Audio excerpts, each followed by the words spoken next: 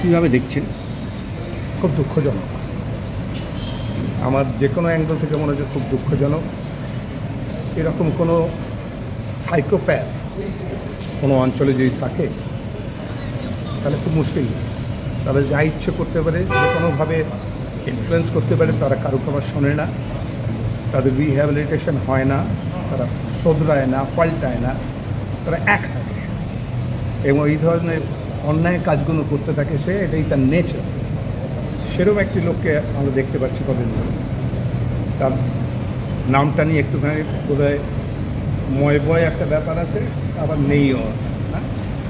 তো সেই হিসেবে আমি বলবো যে এর একটা চরমতম শাস্তি হওয়া উচিত।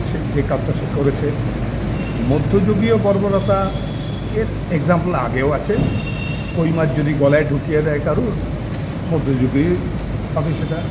কিংবা হয়তো ছেলেদের মেরে নাকি মার ভাত মেখে দিয়েছিল তার রক্ত দিয়ে, এটা মধ্যযুগীয় হবে।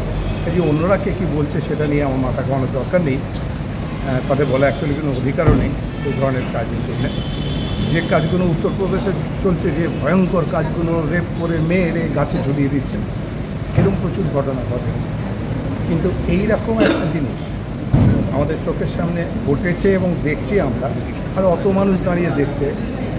এটা একটা অদ্ভুত মব সাইকোলজি থাকে একটা, সেটাই বোধহয় হচ্ছে। আমি চরম শাস্তি দাবি করছি। কিন্তু মুখ্যমন্ত্রী একজন মহিলা, এটা আমাদের গর্বের জায়গা ছিল। এই ধরনের লোকদের হাতে পড়ে কি এই গর্বগুলো কোথাও নষ্ট হয়ে যাবে?